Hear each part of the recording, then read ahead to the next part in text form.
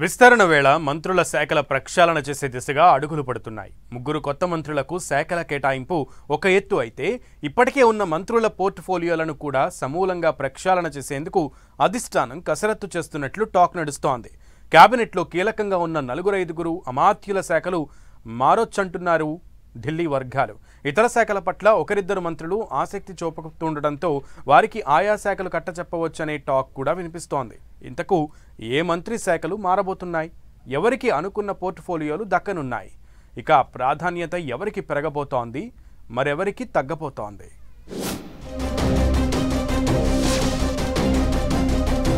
శాఖల్లో సమూల మార్పులకు శ్రీకారం. మంత్రులను టెన్షన్ పెడుతున్న శాఖల మార్పు అంశం.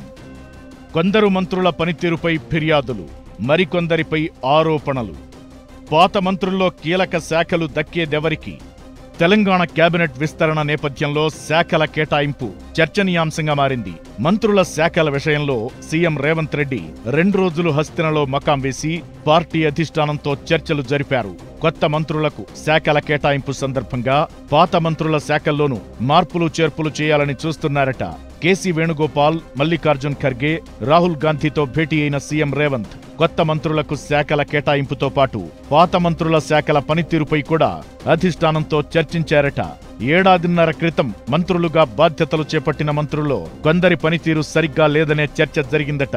సిట్టింగ్ మంత్రుల పనితీరు, అవినీతి ఆరోపణలపై ఆరా తీసిన రాహుల్ గాంధీ శాఖల మార్పులు చేర్పులపై కీలక నిర్ణయం తీసుకున్నట్లు కాంగ్రెస్ వర్గాలు చెబుతున్నాయి.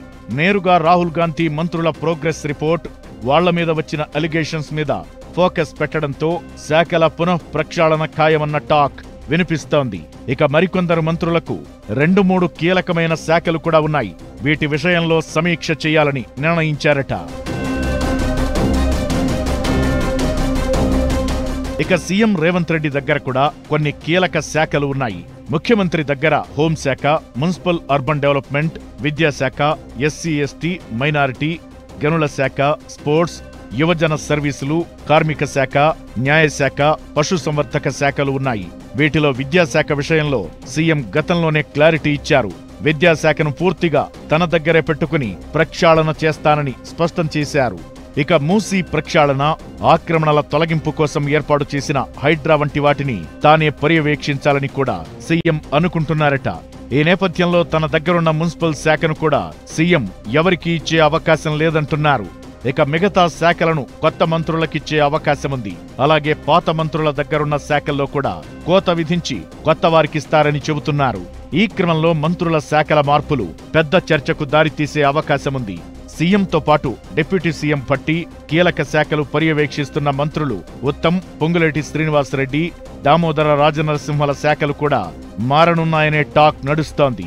అటు 2 శాఖలను పర్యవేక్షిస్తున్న కొండా సురేఖ, పొన్నం ప్రభాకర్, జూపల్లి శాఖల్లోనూ మార్పులు తప్పవని తెలుస్తోంది.